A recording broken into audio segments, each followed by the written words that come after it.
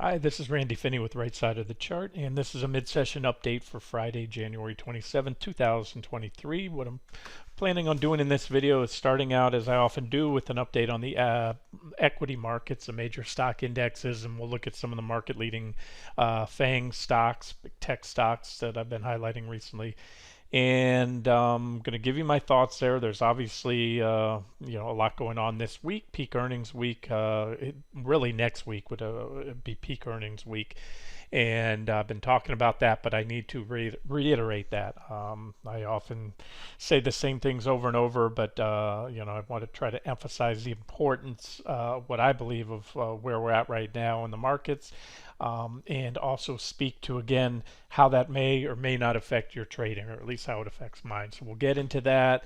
I'll try to keep it relatively brief because I really want to roll into, in the same video here if possible, just some of the other things that I'm focused on now. Some of the other things that I think have a little more comfort level this week and into the next week, and those are various commodities. I'll get into that in just 1 second, or 1 minute. Anyways, we have QQQ. This is my busy board. This is the one I've been using all year, and I have a clean board. I flip over to just kind of show you the most salient points of on that chart, on the daily chart of QQQ. And it's the same thing for the last few days. We've been testing this what I call the benefit of the doubt. BOD, or secondary, the uppermost trend line that's coming off these highs in the beginning of the year in QQQ, and it comes in with the 200-day moving averages. Now, I've said this before, but again, it bears repeating. Back here, was pretty darn confident on the scaling in, and I told you what I was doing, and thought that was a very objective area to scale in from the bottom all the way up to the top of the zone. We hit the middle in pre-market, and that was all we got, and that's where we started to reverse, and then it was clear that we had a rejection off the 200-day moving averages, and that's where you could have added to, taken it to a full position and swung that leg down. This time around it's a little bit different. I've stated my concerns. First of all, I went from short all the way down here and into that range, and then posted covering, first taking hedges, really three main stocks: Apple, Amazon, and Tesla, and then posted in there at the bottom of the range that I favored an upside break and closed out all my swing shorts and swung it long. The only difference now between now and then is my confidence isn't as high, for the reasons I said. We've been making higher lows. Tech, as I forecasted back then, that was my figured tech would lead the way up on this rally, and it 110% has. That's all the focus is right now. And the fact is, again, the takeaway is the market leaders, the former market leaders that have led the bull market for really all the last several bull markets. So for decades now, tech has been the fastest growing. These are the largest companies in the world: the Apples, the Microsofts, Alphabets, Amazons. And so they've resumed leadership, and that's still going on as of now. So that's different from back here. That's number one. In the fact that we've made the higher lows. So I don't, I will point out all day long and then some, and I'm going to talk on that a little later in the video, where I think are objective entries, and I'll also try to do my best to convey my conviction on it and let you know what I'm doing for whatever that's worth. My job here is to provide analysis, trade ideas. Your job is to decide which, if any, of those trade ideas to take. You may use different targets than me, different entries, or you may pass all together. But with that being said, I can say emphatically it's an objective short entry, because you're back to that level again. We're in a bear market by just about every metric, and we may get rejected. But I'm going to go through here and show you that it's still a zone to me. It's the same zone. I haven't modified that. It runs up to about 312 or so, and we're at the bottom of it now, and we may never see the top, or we may go through the top. And so I made it very clear, just like back then. My plan was back then to start adding at the bottom up to, but not above the top of the range if we took it out. I also have, and still have, a less likely but possible bounce target zone that would still very much keep the larger bear market scenario intact, as long as we don't violate this one, that purple box above. So there's where we're at. And again, this is the most important part. Next week we have Apple, Amazon, in Alphabet. You could not have a more powerful trio of three stocks reporting on the same day, and that is going to most likely set the tone for the next big move in the market, whether we go a little higher or not. There's trend lines, everything else. I'll get down to the shorter term charts in a second. So because of that, as I said, this time around, my preference is to hold off, even if I miss a turn. Wait and see what they do. I may look. We have a full week. Depending on what I see, I may be taking some, and I suspect I probably will take some short exposure into those earnings, but not a significant amount. In other words, if we rolled up in the next week to the top of the zone, let me put it this way, I would not be fully short. We're back there, I would have been. Okay, so this time around, maybe a partial position, because I still favor right now. The technicals are bearish. I threw out the 60-minute chart today. Let me get to that, and let me just do that, and then I'll move on to the other indexes and get to the market leading stocks. So this is it. We opened up today right about where we opened yesterday. Let me extend this. There was yesterday's candle right there, Thursday, and then this morning we opened up right there. And all we do right now, we've extended, we've made a marginal, meaning ever so slightly higher divergent high. There's a little trend line on the 60-minute chart that would probably trigger a wave of selling down to that target, that same pullback target I have, the uptrend line and or that 285.60 level right there would be a minimum target and a good level to cover, because again, nothing big is likely to happen to the upside or downside between now and next Thursday. We may go up a little more, we may go down a little more. Anything is possible. I have seen the market sell off hard into earnings, but with the pretty strong bullish momentum, especially on those market leaders right now, maybe you'll probably see some profit taken, is my guess, before then, but nothing too big. But we'll see. Charts are dynamic, and so is my analysis. There's QQQ. There's your next sell signal right there. That still has a divergence, so it was just like yesterday was an objective short. It still is here. We're only up 1% above where we were yesterday. So really nothing's changed short term. Let's look at the other indexes, the S&P 500 or SPY. Let's see if I have lines on this board. Nope.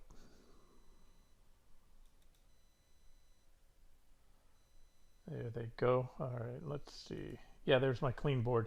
So, and this is worth noting, SPY has taken out the primary downtrend line and its 200 days, but the SPY has a tendency to do that. It's done that in the past. It took out the 200 exponential here, but stopped cold at the 200 simple, took them both out there, So, it's more of these aren't hard lines. The fact it's taken the trend line, it says something right there. It talks about the possibility of a breakout, but more importantly, again, is QQQ, which is just there. These are daily candles. We'll see how we end the day. Look, QQQ just made a perfect kiss of the 200. And again, that's exactly what it did in pre-market right there. It's not shown because pre-market, this is only regular session candles. And we all know what happened last time it hit there. Right there, you had a little brief pop, a few days above the 200 exponential and a failure. Pop above the exponential right into the simple, failure. Failed on both there. So it's, the odds say we go down. Let me show you a few more things on the market leaders, and then I'll get to the other indexes. The market leaders, let's go to, this is Apple. Let me look at the 60-minute chart. Okay, so Apple. We have this downtrend line. Remember, we're on a 60-minute time frame, so it's not the whole bear market, just these major highs back in mid-August right there. And you have to give Apple points for this. I'm just going through kind of the check boxes. Who gets a check mark for the bullish case, who gets one for the bearish case, and which one's kind of indeterminable. So on the positive side, glass half full, you have Apple taking out that trend line. Now, it's not a super well-defined trend line. I have 1, the initial reaction, 2, 3 there, and then we had 4 right here. So it's validated, certainly with 4 reactions. So that's glass half full that we broke above it, and take it for what it's worth. And then glass half empty. Not a sell signal. I always say divergences are not a sell signal, but they are an indication that a trend change is likely. So you have, for first time in a while, negative divergences on the 60-minute chart of Apple, and you also have a very clean up trend line in which to trigger a sell signal. So the way this works, I probably already have an alert on there. I'm going to set another one. And so if I see Apple break that trend line, well, that's probably going to result in, based on the look of that wedge, it would probably result in a fail or a false breakout. That whole thing being a false breakout, take us back below. But that's the thing. If it comes back in and it wants to back test that trend line successfully, and especially if it starts to rally up and takes out that high, then that's bullish. So these are the things to watch for. Microsoft. Microsoft is still at, well, it's a little bit above the resistance I pointed out yesterday, 245.79 with the next resistance not far overhead, but the negative divergences right there, pretty big, solid. So that's two of the market leading stocks with negative divergence, and of course QQQ, as I think I showed you earlier, yeah, the negative divergence there. Obviously these guys are all, QQQ is really just a snapshot of what these top 5 or 6 stocks do, because they hold, I don't know where it is now, but it used to be the top 5, I think, was like a 50% weighting in the NASDAQ 100. I don't know if it's still that. I have to check the numbers. But Alphabet, here's another one. Recent price action's been nothing but bullish and rallied into resistance right there. Now that it's made an equal high from that previous high right here, or close to it ever so slightly. So if we come up and make an equal or higher high anytime soon, you can see we will also have negative divergence on Alphabet. So glass half full. Hey, breakout of a pretty good 60-minute downtrend line, also coming off a divergent low. Plenty of reason to get bullish here. We had that consolidation area and the breakout right there, and then the move up. But like I said, we're at long-term resistance on the daily chart, or more intermediate to longer term, and we also have the negative divergences on the 60s, which favor more downside to me. Again, favor the risk reward is better, much better right now on the short side than the long side. Amazon, again, this was my top pick heading into the lows here and coming out of the lows. We had the downtrend line right there that was recently taken out. But you also have negative divergence for the first time in a while. It's these divergent highs, particularly, especially in a bear market. Even in a bull market, they usually are good for at least a pullback. And if in hindsight, if this was the bottom with much more upside to come, then you're probably only going to get a shallow pullback. But there's your objective entry if we pull back again to another test of the trend line right there. However, quite often these 60-minute divergent highs are the catalyst for the next leg down in a bear market. So really it's all about where we go after these big fangs report next week, and how if the Qs can clearly put the 200-day moving averages and the downtrend lines in the rearview mirror. But as of now, what is that? 1, 2, 3. I covered the top 4 already, and they all have the same divergence on the 60-minute time frame, or again, almost with Alphabet. NVIDIA is up there now. The old FANG acronym is changed and morphed, and Meta's not what it used to be, which is the old Facebook. NVIDIA's a larger company, considerably larger. NVIDIA is a $481 billion market cap company, and Meta's only 380. So even Tesla's larger now. So these guys matter more. Negative divergence right there. You can see on Tesla as well. I'm sorry, NVIDIA. And there's the daily chart. So that's, remember, the divergence is not a sell signal. It can be burned through. I'm going to talk on that in just 1 second. Hopefully, if I remember to do that when I get to lumber. But there's that same uptrend line on the 60-minute chart. So breakout above the downtrend line, bullish. But if you break this trend line here, and again on that 60-minute chart, that's going to send us back down. And how far down we go, that's going to determine really what to expect going forward. If a lot of these stocks that have broken out recently can backtest key support levels and then successfully rally off those, then yeah, we maybe get another upside. That's a huge resistance, by the way, up there, 290. That's why I had a yellow line way back here. That's when I got a sell signal on it, and called that one down pretty damn good. This was the high in the beginning of the year. I laid out these targets, and we already hit the second target to the button. And just like when we hit my first target, this is a weekly chart, we bounced, we had a reaction, and this time around we hit the second target and we bounced. And you know, that's what I'm watching now. This is a weekly chart. We're going to close the week above it. That's all but certain right now, unless we had a hard dump into the close, and I don't see that today. Not a hard dump, not hard enough to put NVIDIA back down here. But I just want to point that out. That's bullish, the breakout there. But again, it's got a lot of work to do. That is major. That's that same support level I was looking at. Support once broken becomes resistance, and I would be surprised, not shocked, but surprised to see NVIDIA just blast right on through there like it's not there. So minimal upside. Again, it's all, I quantify everything in RR, risk reward. That's how I see the world or see charts, and the risk reward is just not very favorable on NVIDIA right now because it's getting pretty stretched, meaning overbought. And you have about maybe 4% upside to that key 209 level. And then Tesla, let's talk Tesla. And you know, and this is kind of, again, you know, when you're trading a bear market or really any security, you know, I have a thing. I make a lot of stuff up in trading, and one of them, you know, I used to be in my former life a financial advisor, stockbroker, and we had a rule. I forget the FINRA. Now that was pre-FINRA. We were regulated before even FINRA existed.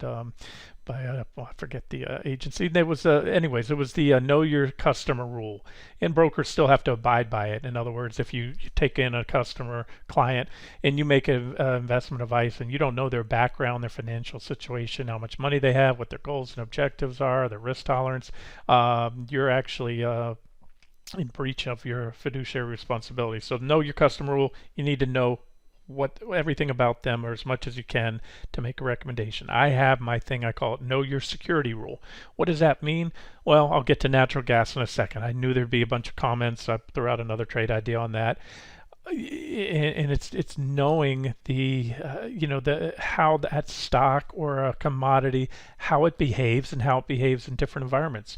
Again, and I say it all the time, if you don't understand natural gas or lumber or a stock like Tesla that regularly moves up and down high single digits to double digits in a single day and then can do it again and again the next day, and you're taking you're taking the same amount of position size in that trade as you would be on, let's say, you know, General Electric, or you know, pick a you know, Procter and Gamble, something like that, or even an ETF like SPY, then you're just going to get wiped out, because you're going to be very happy when it goes your way, but when it goes against you, you have too much money, and that's why you have to beta adjust your position size down. Maybe I'll get to, you know, I have a position size calculator that I created. It's on the site under resources.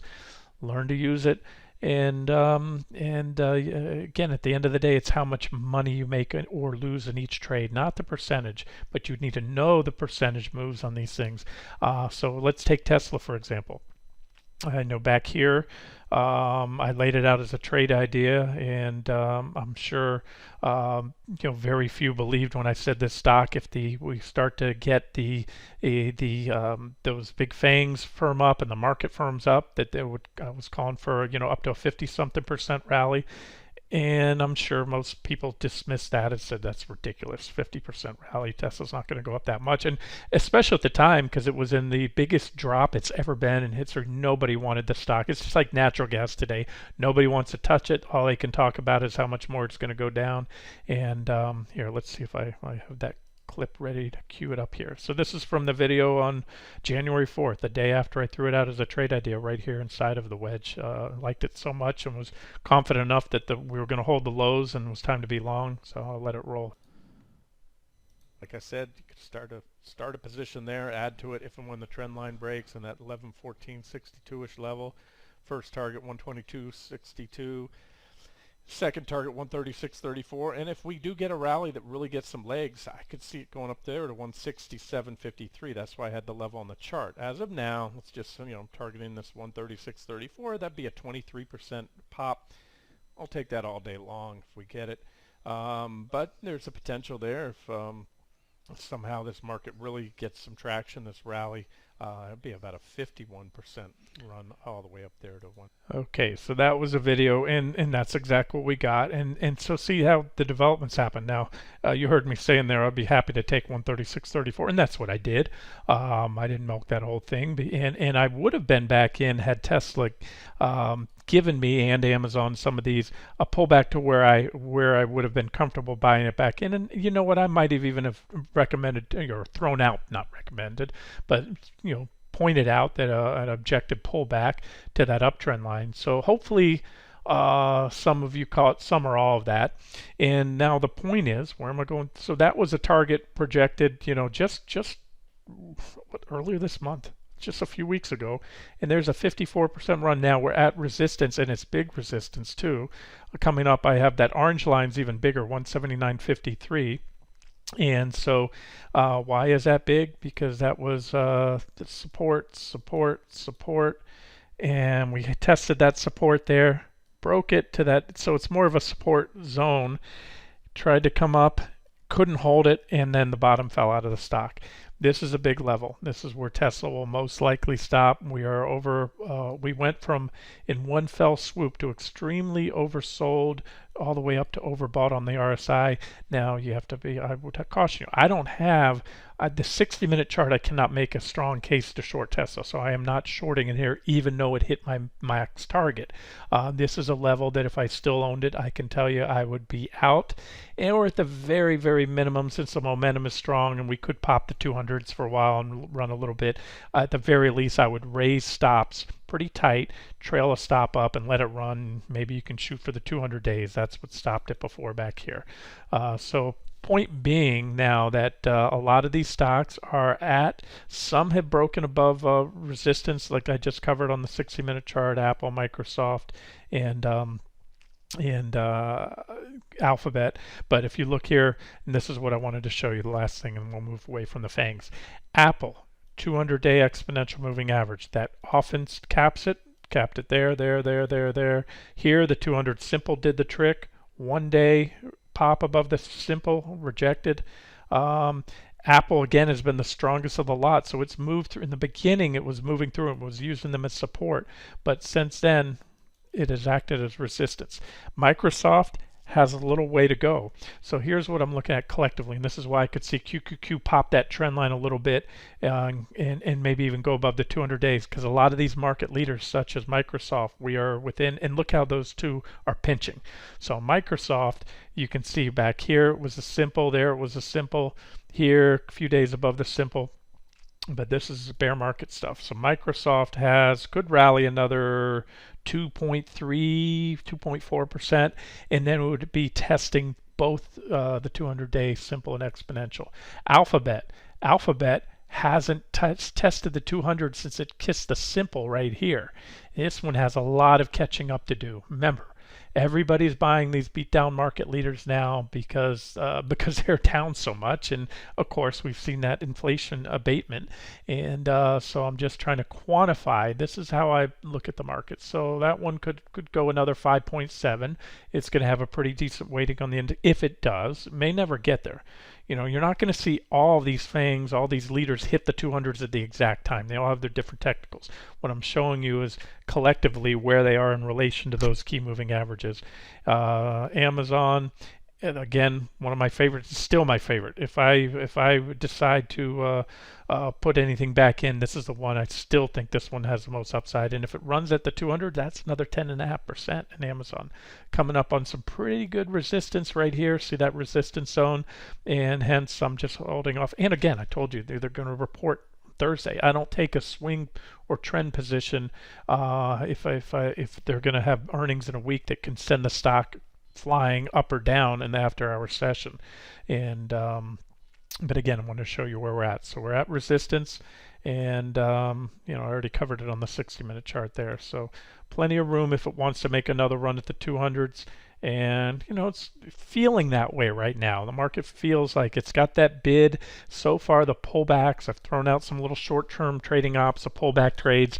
Some pan out, some don't. They're hitting the shallow targets. They're pretty aggressively buying the pullbacks right now, despite the divergences and everything else. So there's the other share of Alphabet. Nvidia, I already covered, already took out the 200 days in the downtrend line. And then Tesla, I already covered that. Tesla's got a a lot to go. Oh, Meta, right to the 200-day simple. And here's another stock, big former market leader. It's got the snot knocked out of it. But again, this is what people have to look at. At some point in the bear market after the first leg down, that's a 78, 77% drop. But again, this sucker has not visited the 200s since back here, since it took them out and then failed on the back test of the 200 simple right there, and then it never looked back. So most likely, you know what, I'll tell you with a high degree of confidence. You're going to get a rejection here soon, that the upside's limit on Meta, and it's a great shorting up in my opinion. 156.55, that is big. I'm going to color code it up like I had a important line there. Let's just make that, pick a color, purple. That was the bottom of this support shelf. The stock danced on this for months. Once it gave it up, it never looked back. And for it to just pass on through there, certainly possible, but not probable. So, and the 200 days as well. Traders are probably going to step in there, take some profits. I mean, the guy or gal that bought it down here at the lows, November, not that I did, but we're anywhere in between. The stock's up 72% since then. And let's see, what are my 60 looking like? Yeah, we've got some divergence there. So again, I've said it recently. This is become, and I believe it will be for the foreseeable future, a trader's market, an active trader's market. That means trade the most bullish stocks and sectors long, while at the same time trade the most bearish stocks and individual sectors or commodities short. And I think you will vastly outperform. I think at best case scenario, if the market doesn't get rejected off the 200s and the trend lines here soon in the next week or so, we'll probably just flounder around. Maybe we pop them and then we come back in. Let me just show you what I'm talking about. Let's go to QQQ. So let's say go to my clean board. You pop them, you come in this range. That's my best case scenario. I don't think we're going to do this. If we take out those trend lines, we might go up, come down, or we get rejected. We're in a bear market. That's why if we do get rejected, I think we have a greater chance of doing this than we do have of doing that, because of the long-term technicals. And again, the recent lows, if we do head back down there and take them out, we're going to take out a lot, which I've covered in recent videos in the last couple of weeks, the long-term trend line. A lot of stocks, that's one reason, one among others, I went bullish and reversed and went bullish and long there, because we were at long-term support on quite a few indexes and sectors that were all the way out to the weekly and even monthly charts. Now, so the point being, if we have another run down and we take out the lows, we could see a big slide. We haven't seen that waterfall type selling that you usually see in bear markets. But then again, I said from the day this one started, I think it's going to end up playing out a lot different than the bear markets of yesteryear. Really, I'm talking the last 50 years, the ones that most of us remember in recent history, going back to the dot-com bubble. In the beginning it started to, and I highlighted those similarities, and we shorted the 200s, we did all that. But from here on out, it's kind of, we never got that next powerful wave down that came in the other ones that kind of ended with capitulation selling at the bottom. Okay, I told you I'd cover all the indexes. I already covered S&P, QQQ, and here's IWM. No change from the other day. I point out this is pretty significant resistance. Glass half full, meaning bullish case. You had a breakout, pretty. And this is what I call a solid breakout. We had a couple green candles. We back tested it, and then a successful back test. So this is what we're bouncing between. So bulls need to see this, a solid break above that 180. We'll call it 190. Bears want to see rejection, and even better, a solid break back below that downtrend line, as well as this potential uptrend line right here. And if so, that's probably going to send us back down to, and quite possibly below the recent lows, or maybe we set up a bigger trading range. That's what this would look like if you take a box right here. Again, time will tell, but that's how you'd box it in. These were equal lows down here along the bottom. Let me remove that.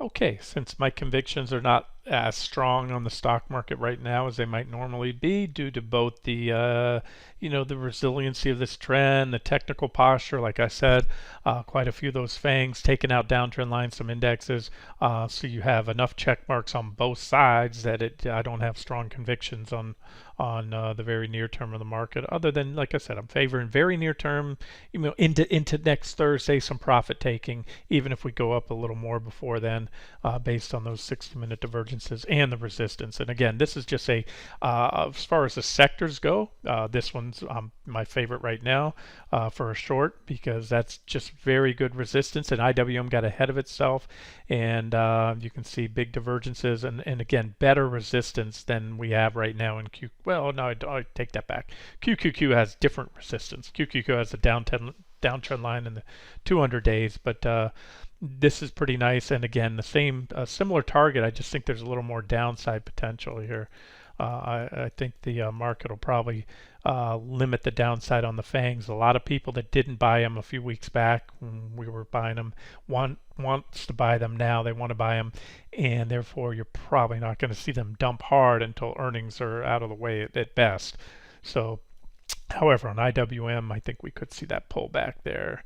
And that would be, I'm going to have to start a little low so I don't move the trend lines. So I'm going to overshoot a little bit, and that's about a 4.5% drop if we get that. And I think at this point we might be able to add another uptrend line here. And that gives us another level to watch to give us a sell signal if and when it breaks. Okay. All right. I'm not going to go over all the individual stocks because I've thrown out, and that's the other thing too, I've thrown out a lot of individual stock trade ideas, more so than in recent months. Most of those were longs, and most of those are doing good. I threw out a few short setups in the Dow, some of the industrials and pharmaceuticals and biotechs, and those are of course underperforming, as I highlighted recently. Let me just show you some of the commodities, do quick updates there, because this is where personally I feel more comfortable with over the next week, because you don't have you're never going to get a bad earnings report. Now you can get crop reports from commodities like wheat and things like that can send it one way or another. Something going on in Ukraine, which is one of the largest wheat producers. But overall, this is just still one of the better looking setups. I've covered it quite a bit, so I'm not going to get into it too much. But wheat and a lot of these commodities are still, by most metrics, in a bull market, what appears to be early stage bull market. So wheat is one of the better looking setups once that trend line's taken out.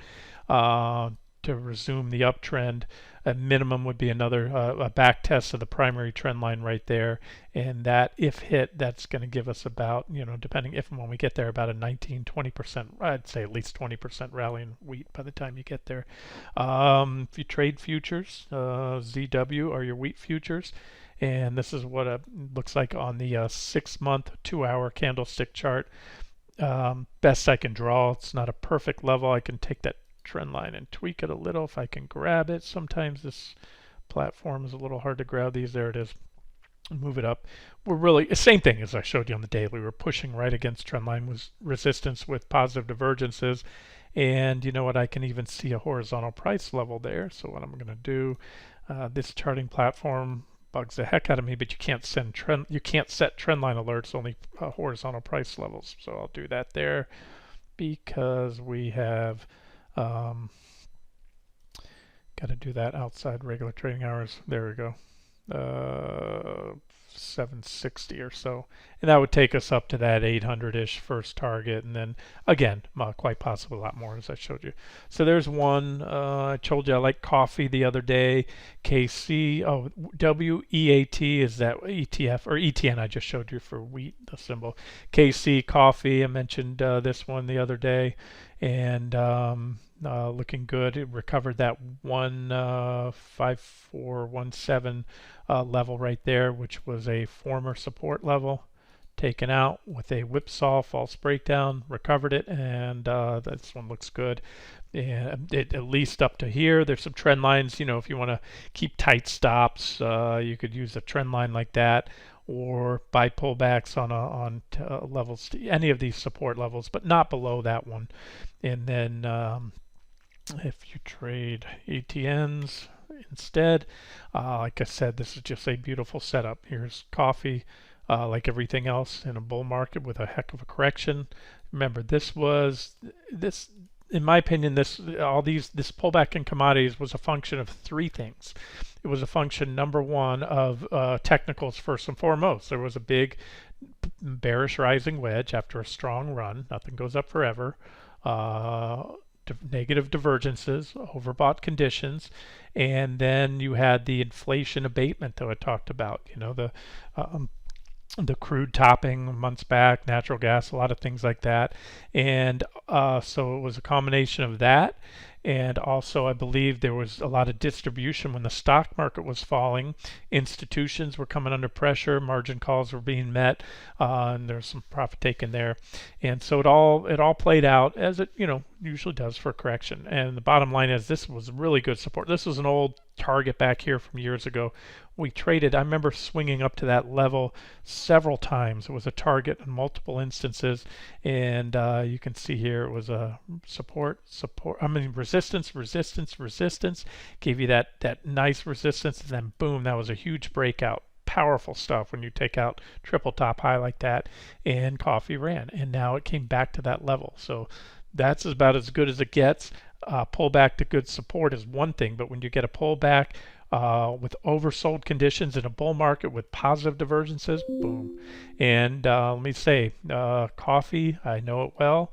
I traded it for many years now, for decades, and when it wants to run, it can run, and it can run and run and run. So don't underestimate it. Anyways, I'd see it up to at least that $55 level. Then that's still, from where we're at, would give us about another 13.5%. And I would not be surprised in the sometime this year to see coffee take out the previous highs right there. Bull market highs. Oh, well, this bull market, not the previous. Figured I'd do a quick update on the lean hogs. So far, we have a pop, and you can call it a failed breakout, and we never got a solid 60-minute close. I always say I like to see solid, on whatever time frame I'm trading, ideally.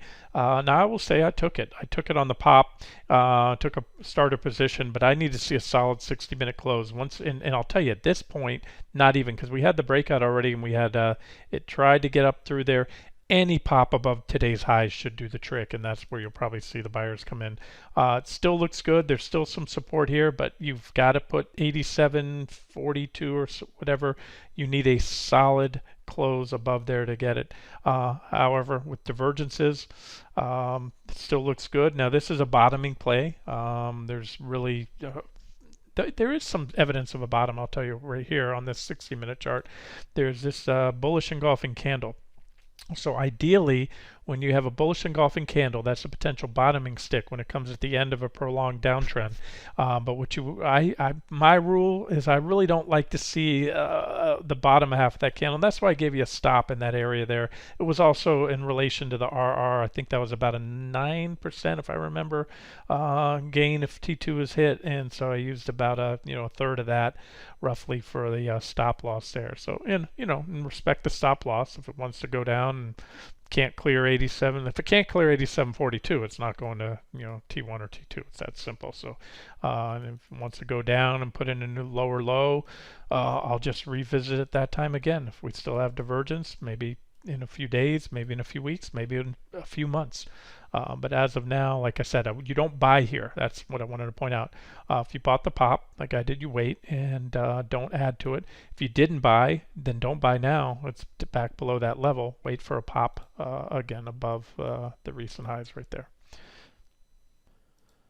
Okay, two more to go. Let's talk lumber and then natural gas. And let's do this because they're somewhat related. I've talked about this before, and it goes back to my whole know your security thing. Know the security you're trading.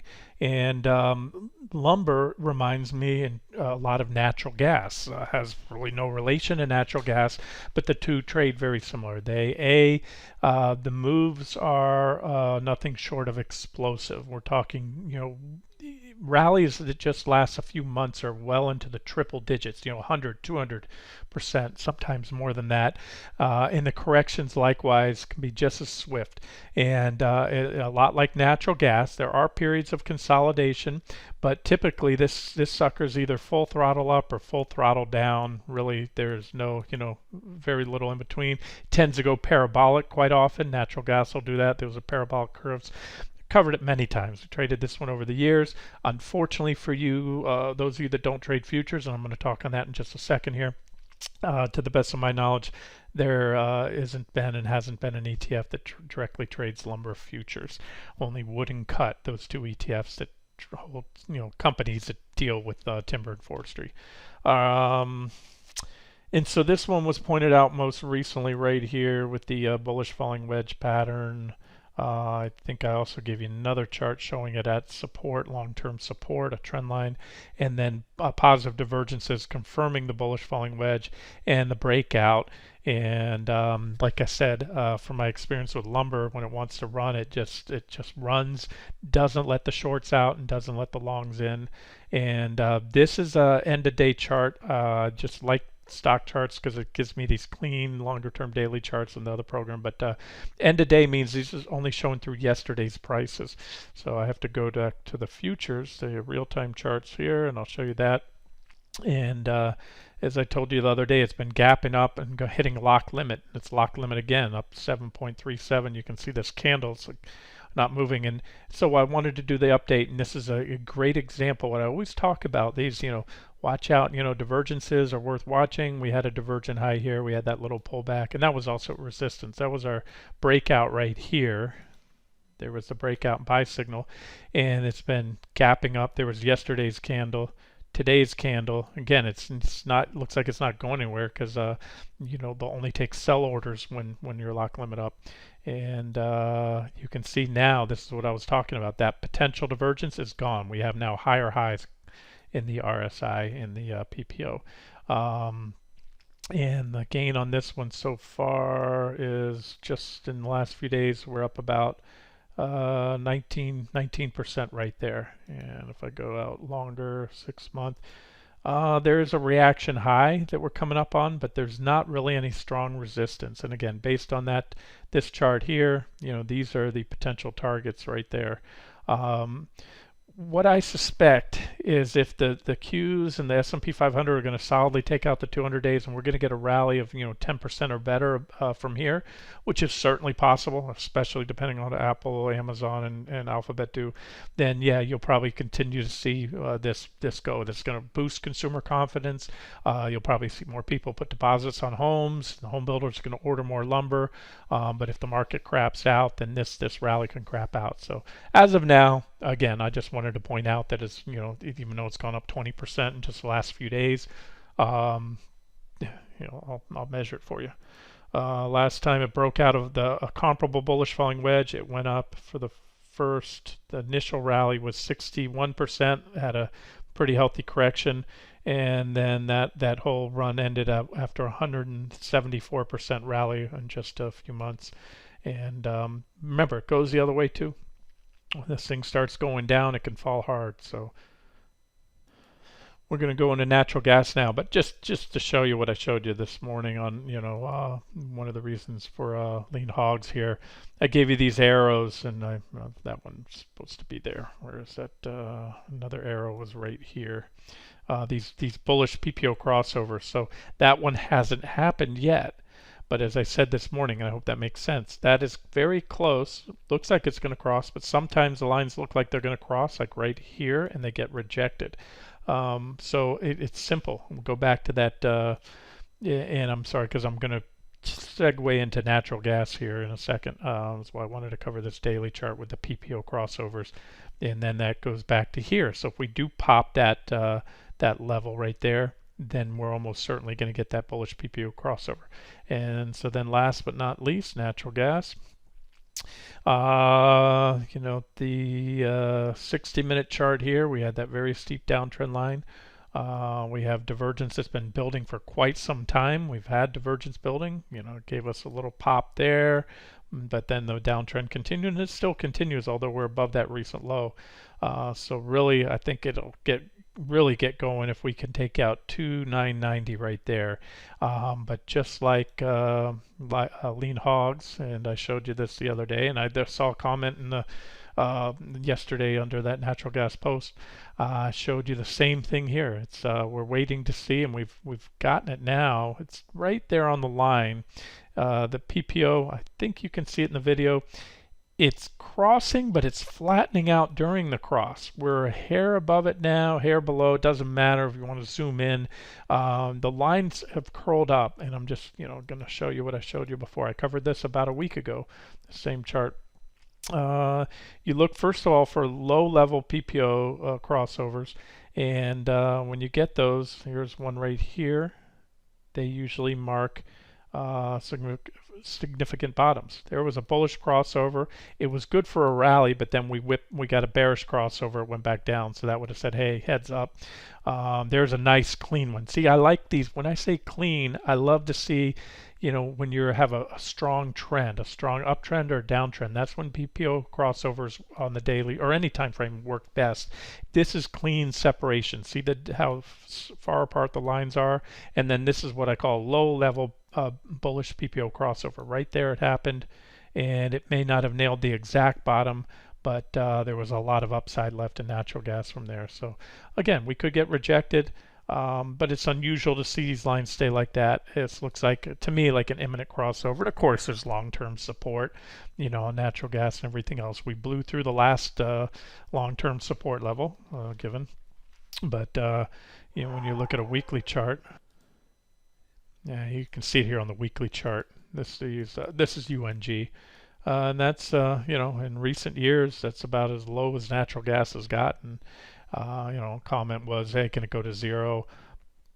Anything's possible, but no. That crude went negative. I said during COVID, and crude futures. That's because it's a storage issue with crude. The tankers were full. There was already a glut of crude oil out there. All the storage bins and tankers were sitting in the, floating around full of crude. They had nowhere to put it, so once the pumps are on, it's gushing out of the ground. They had to pay briefly. That, well, at least the futures had to price in paying for storage of a commodity that wasn't being used. But that's not going to happen here. We're not going to zero. And there's the PPO right there as well. You can see it crossing over. Here, I'll put up the PPO histogram. PPO histogram. Again, the bigger the hills, I call these hills right here, that's a hill, then the better it is. So there was a red hill, it's comparable downtrend to the one we have now. There was your bullish PPO crossover right there. There was a big red hill here. There's your bullish PPO crossover right there. From that point, if I can, I'll have to turn off the lines just to kind of show you. And again, know your security. This thing, the rally there was 37%. That next drop there was 33%. We're talking just a couple weeks, several, handful of candles. And so this is the nature of this beast. And if you're going to trade it successfully, especially if you shake out pretty easy, depends on your capital allotment, your risk tolerance, your confidence in the trade. You just can't put nearly as much as you put into, less volatile security. And so on that, I'm just going to end this video with this note. There was a question, obviously, again, frustration on this trade from the last one that didn't pan out. And it goes to, well, Randy, where are you stopping out? Where are your trades at? How come you're not posting your entries and exits? I take, on average, about 36 in my trading account. I take about 36 trades a week. That comes out to about 2,000 trades a month, and that's my active trading account. That trading account is pretty much exclusive to futures. In recent years, I've migrated over. My trading has morphed. If you've been with the site for a long time, I used to put out a lot of individual trade ideas, and due to over time, as my accounts have grown and my income's grown, it's pushed me up in the highest tax bracket, and as such, that's how I trade and what I trade has morphed over the years. And as you've noticed, large part of what I trade, almost exclusively my active trading account, are futures. And one of the reasons, among many, I should say, I like the round-the-clock liquidity. In fact, I can get out if there's 3 in the morning, if there's a huge move, something bomb goes off somewhere around the world. I don't wake up to a huge gap down. My stop would be hit or my price target would be hit 3 in the morning, whether I'm around the computer or not. But more so tax, and this is where it's at, is the way the stock index futures, not all, some futures aren't, but most of the ones I trade are taxed at a 60-40 rate, and that is huge. That means even if it's a day trade or a very short-term trade, no matter what, 40% of your profits are taxed as a short-term capital gain, 60% as a long-term capital gain.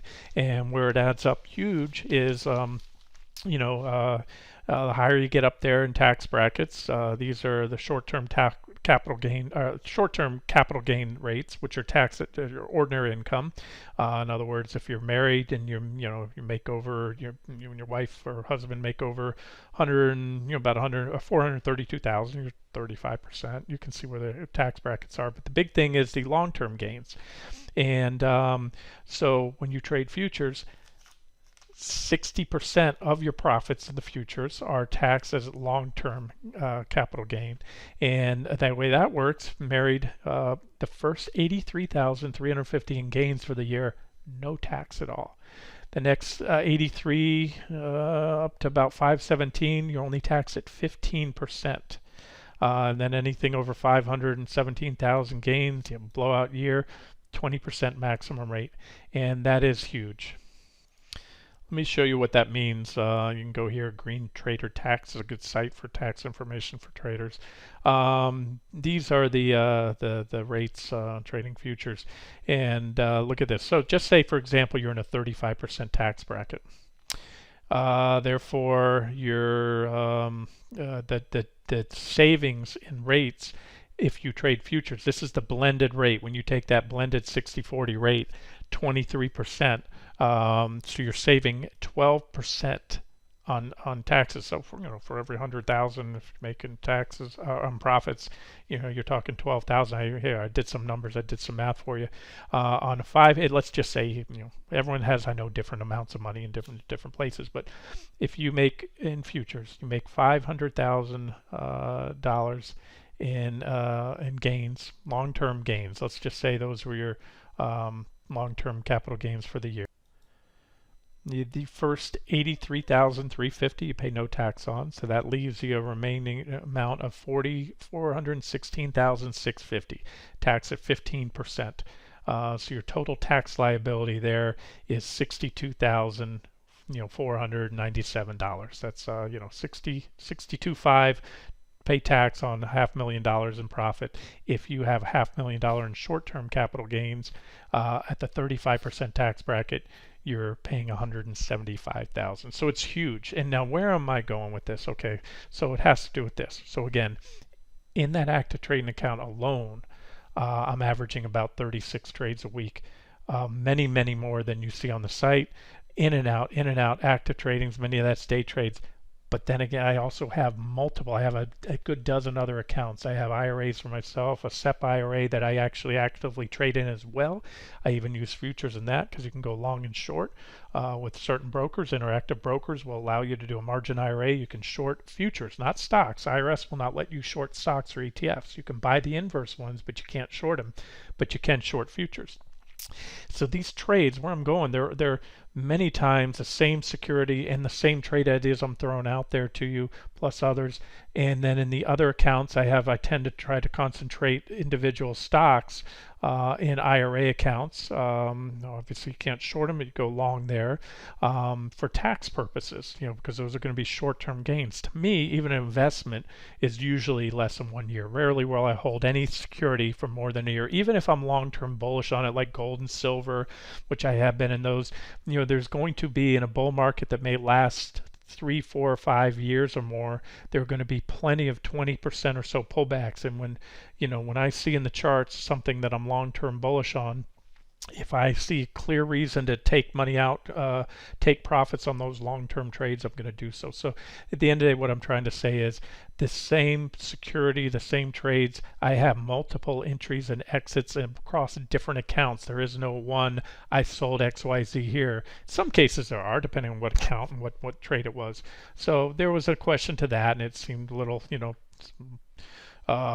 motions ran a little hot there, I guess, on that last natural gas trade. And so again, most importantly, and I've said this 1,000 times, I'll say it again, this is not a follow me site. It is, in my experience, impossible to follow an active trader, especially someone who day trades, and especially someone who trades in multiple accounts, various types of securities. The analogy I've used it in the past, it's like trying to say, let's say, Tom Brady was going to take you in and teach you the ropes, considered the GOAT for quarterbacks in football. And he said, okay, stand here on the field. We're going to go in a game. This is live. You're going to hold a ball. And as soon as I take the snap, you're going to follow my every move. That is going to be impossible because he's in his head. He's looking down the field. He's has a game plan. Now he can tell you before a play, hey, here's what we're going to call on this play. We're expecting the defense to rush. So what we're going to do, it's going to affect the play we're going to run on offense. But that's what I'm doing. I'm kind of laying out the game plan, giving you trade ideas, showing you where objective entries are, objective exits.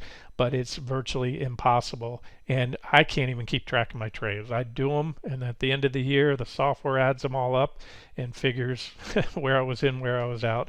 So I just wanted to share that. Genuinely would love to be able to keep it more simple and say buy this here, buy that there, sell here, but that's not what this site's about. It's about also, if you had that Tom Brady mentorship, you're a young quarterback, high school or college, what somebody like that could do is give you years of insight, things that he learned the hard way, tips and tricks. And that's what I try to share. I've trading. I'll tell you, the education is very expensive and takes a while. And those are errors that hopefully I can share. Things like when not to trade. I think that's a big one. I quite often say, hey, we're probably looking at a choppy back and forth environment. And those are the things I've learned over the years that I try to pass on the site. So hopefully you find them useful. And sorry this video ran so long, but I kind of wanted to combine all those. They segue a little bit the fact that, hey, equity market's a little blurry, risk reward, even though from the charts the risk reward is not too favorable on the bullish side. The offset to that is some of the recent price action, some of the big stocks breaking out, and really the momentum right now in the tech sector and the market leaders. That's where the momentum is, and it could burn through those divergences, just like I showed you earlier on lumber. Pointed out the divergences, said, hey, I was still bullish, but this is something we watch, and now those divergences are gone, and they may be gone in the equity market, or they may not. So hopefully that all makes sense. Kind of taking a step back, keeping things light on the equity side right now, and feeling a little more comfortable on the commodities, but also building into those as swing positions. And again, there's no earnings or anything to worry about there. So once earnings are out of the way and the big fangs next week, then I'll let you know if I think it's, for me, if I think it's safe to engage the markets aggressively long or short. Or, as I suspect, I might then maybe be shifting over to what I have been lately in more of individual stock selection. Again, I've thrown out a lot of individual trade ideas, both long and short, and I suspect that's probably going to be the best strategy versus you put everything in the S&P or the NASDAQ 100, or not everything, but a big chunk, and ride that down. In a sideways market, you're going to get frustrated. You can make a lot more money selectively trading stocks or sectors long and short in that environment. So, all right, I'm going to wrap it up here. This has been Randy Finney with Right Side of the Chart. Have a great day.